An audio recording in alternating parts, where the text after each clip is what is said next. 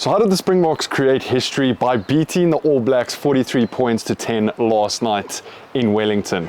Wellington was absolutely phenomenal. I couldn't have wished for a better birthday gift than seeing the Springboks obliterate the All Blacks in Wellington. Today is currently my birthday. We're currently driving back up to Auckland to fly out of New Zealand on Tuesday. This behind me is Lake Taupo, an absolutely beautiful spot.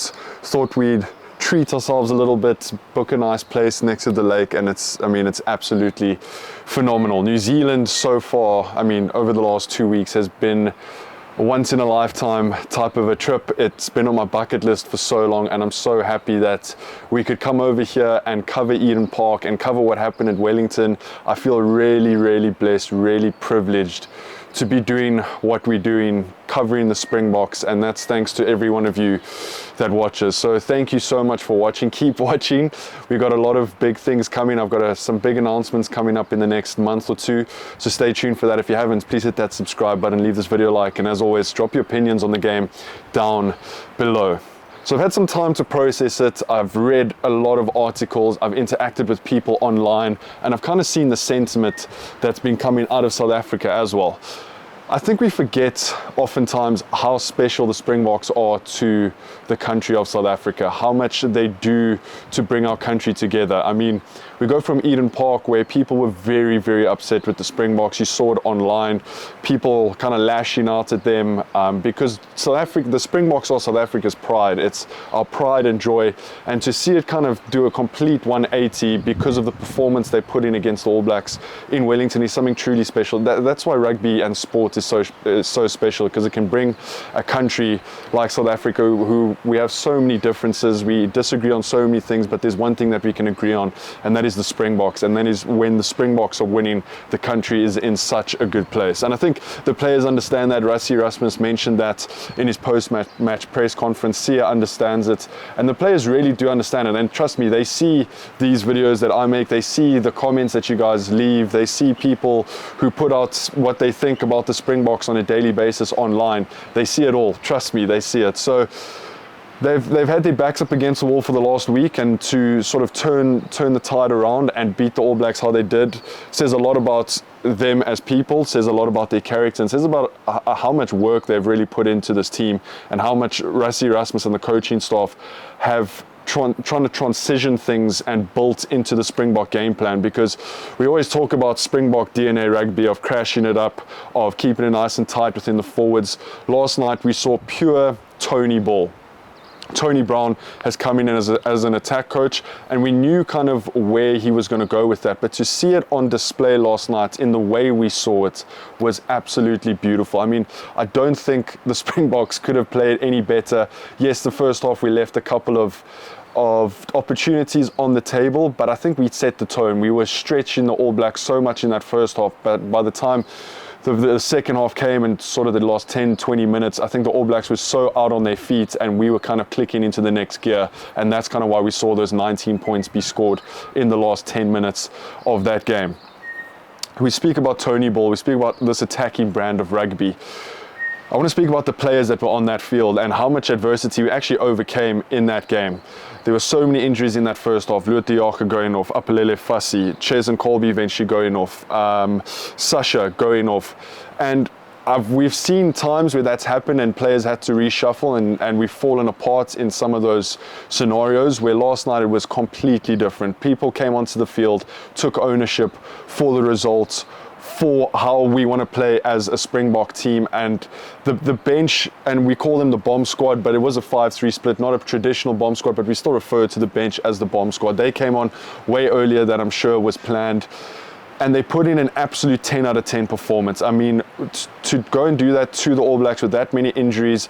Argeir Snyman came on, made a massive impact. When Jan-Hendrik Wessels and Volker Low came on, they made a massive impact. Marnus van der Merwe had a great game. And then you look at the likes of Manie Lebok, who came on and played 70 minutes for the Springboks in that situation where Damian Willemse was at 12, Kane Moody was at 13, combinations we haven't really seen. And yes, Manie Libbok and Damian Willemse play for the Stormers together, and they have linked up in that 10 and 12 combo. But to put it all together, Apalele Fassi eventually going off, Damian having to move to 15, Andre Esterhuizen at 12, Grant Williams on the wing. You have to give a lot of credit to Manie Libbok and how he marshalled that back line last night, because yes, Manie probably gets the most hate out of any Springbok player, but when he's on song, he's absolutely phenomenal. I don't think it's a coincidence that Manie Libbok played 70 minutes last night and we beat the All Blacks 43-10. I also don't think it's a coincidence that he played in that game against the All Blacks before the 2023 Rugby World Cup. He started that game and the Springboks won that game 35-7. So I think Manie Libbok is built for this system, built for Tony Brown's system, this attacking style of play. I mean, you see him thrive when he has space, those cross kicks. I also thought his tactical kicking was phenomenal, and more so, how well we competed in the air. You look at the likes of a Cheslin Colby, who's 1.72 meters tall. He's tiny for a rugby player. He got up, and I think the stat was he got up and he won 10 balls back in the air. It's somewhere around there. Don't quote me on that, but it was a lot. Cheslin Colby got up there and won the ball. Ethan Hooker got up, first time starting for the Springboks in a massive test match, out of position. He's normally a center, but Rassie Erasmus is playing him on the wing. Was absolutely phenomenal under the high ball. You see the amounts of freedom that Ethan Hooker was playing with, broke the line in that second half. Don't forget, he's 22 years old. This is his third cap for the Springboks, first time starting. For him to come on with so much confidence, put in such a good defensive display, was absolutely phenomenal for Ethan Hooker, and I think he's got a bright future ahead of him in the Springbok jersey. Look at how good Kane Moody was under the high ball as well, and I think that's the difference that Kane brings in that 13 jersey than maybe what Jesse Kriel brings, is Kane can play wing. I think his primary position is probably centre, but he's also a very good winger, and he's obviously trained a lot under the high ball, and we saw it last night. Yes, he missed a couple of tackles on defence, but I thought his decision making on defence was phenomenal. He knew when to press to put the All Blacks under pressure. He knew when to hang back a little bit. You're talking about someone who defended absolutely phenomenal was Cheslin Colby. Also made 11 or 12 tackles or somewhere around that. Didn't miss a tackle. Cheslin Colby was almost perfect last night until he got taken out. Jasper Visser, I mean, I think a lot of people have been saying to me that they thought Jasper Visser could have arguably won man of the match, and I think that's what we've been missing in that 8 jersey, that confrontational big number 8 who's going to get over the gain line. I love Sia. I think he's way better in that number 6 jersey.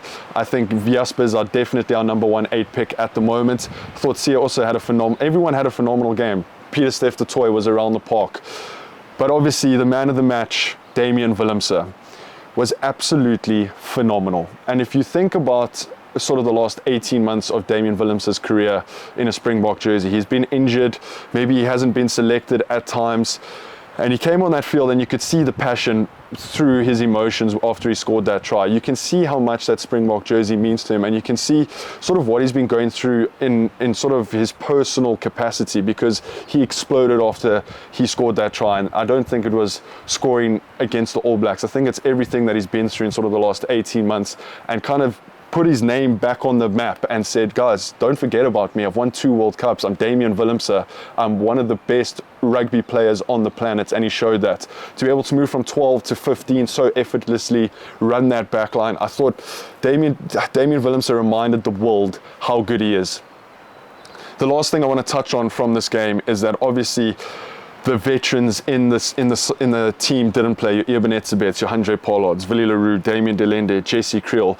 Rassie Erasmus spoke in the press conference and said that those guys really played a massive role in preparing these youngsters for this game against New Zealand, and you could see it made a massive difference. They trained hard during the week, but I also like that the youngsters, especially in the back line, were on form. They got this result 43-10, which now is going to put a whole lot more pressure on the veterans in the team, your Ebens, your Damien Delendes, your Jesse Kriels, because these guys now have to go and prove that they are better than a Damian Willemse in 12, a Kane Moody at 13, a Ruan Okeo, Louis Diaka, RG Snyman at lock.